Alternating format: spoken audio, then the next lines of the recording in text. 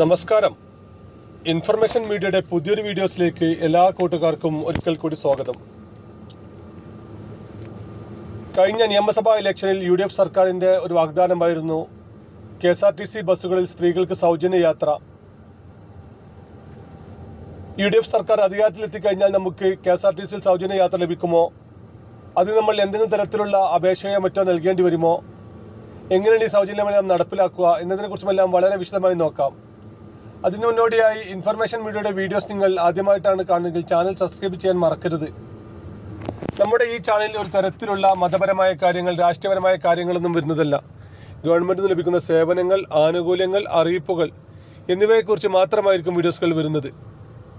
ശ്രദ്ധിക്കുക, ഗവൺമെൻറ് സേവനങ്ങളും അറിയിപ്പുകളും എപ്പോൾ വേണമെങ്കിലും പുതിയ മാറ്റങ്ങൾ വരാം. നിങ്ങൾക്ക് ഏറ്റവും പുതിയ അറിയിപ്പുകൾ ലഭിക്കാൻ ഇപ്പോൾ തന്നെ ചാനൽ സബ്സ്ക്രൈബ് ചെയ്ത് തൊട്ടടുത്തുള്ള ബെല്ലൈക്കൺ കൂടി ക്ലിക്ക് ചെയ്യുക. 5 ഇന ഗ്യാരണ്ടികളുമായിട്ടായിരുന്നു സർക്കാർ ഇപ്രാവശ്യം ഇലക്ഷനെ നേരിട്ടത്. അതിൽ വളരെ പ്രധാനപ്പെട്ട ഒരു കാര്യമാണ് KSRTC ബസ്സുകളിൽ സ്ത്രീകൾക്ക് സൗജന്യമായി യാത്ര എന്നുള്ളത്. അതിൻ്റെ പ്രാരംഭ നടപടികൾ ഇപ്പോൾ തുടങ്ങിയിട്ടുണ്ട്. ഓരോ ദിവസവും എത്രയാണ് ഇതിന് മാറ്റിവെക്കേണ്ട തുക, ഓരോ ബസ്സുകളിലും എത്ര സ്ത്രീകളാണ് യാത്ര ചെയ്യുന്നത് എന്നതടക്കമുള്ള കാര്യങ്ങളെക്കുറിച്ച് ഇപ്പോൾ അന്വേഷണം നടക്കുകയാണ്. അതിൻ്റെ അടിസ്ഥാനത്തിൽ തന്നെ ഇന്നലെ മുതൽ KSRTC ബസ്സുകൾ നമുക്ക് ലഭിക്കുന്ന ടിക്കറ്റുകളിൽ ഇപ്പോൾ സ്ത്രീയാണോ പുരുഷനാണോ എന്ന് രേഖപ്പെടുത്തുന്നുണ്ട്.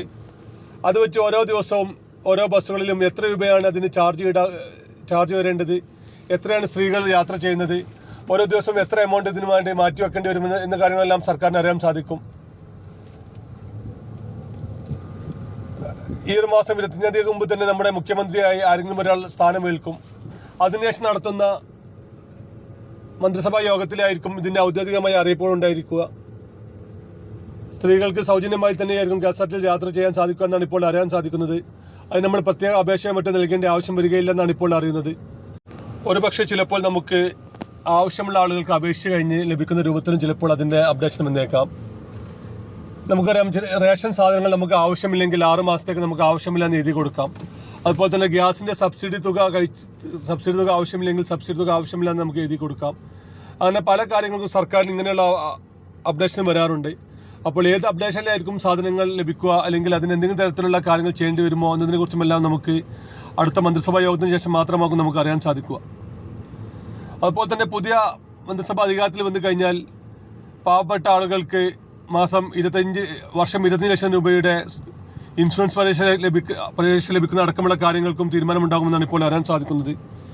ഇനി അങ്ങോട്ട് പുതിയ സർക്കാർ വന്നു കഴിഞ്ഞാൽ ഒരുപാട് ആനുകൂല്യങ്ങളും ഒരുപാട് അറിയിപ്പുകളും ഈ ആനുകൂല്യങ്ങൾ ലഭിക്കണമെങ്കിൽ ചെയ്യേണ്ട കാര്യങ്ങളെക്കുറിച്ചുമെല്ലാം ദിവസവും വീഡിയോ വരുന്നതാണ്. നമ്മുടെ ഈ ചാനൽ ഇതുപോലത്തെ വീഡിയോസുകൾ മാത്രമായിരിക്കും വരുന്നത്. വീഡിയോ ഇഷ്ടപ്പെട്ടെന്ന് കരുതുന്നു. ഇനി ഒരു പുതിയ വീഡിയോസുമായി കാണാം. അതുവരേക്കും എല്ലാ കൂട്ടുകാർക്കും നന്ദി, നമസ്കാരം.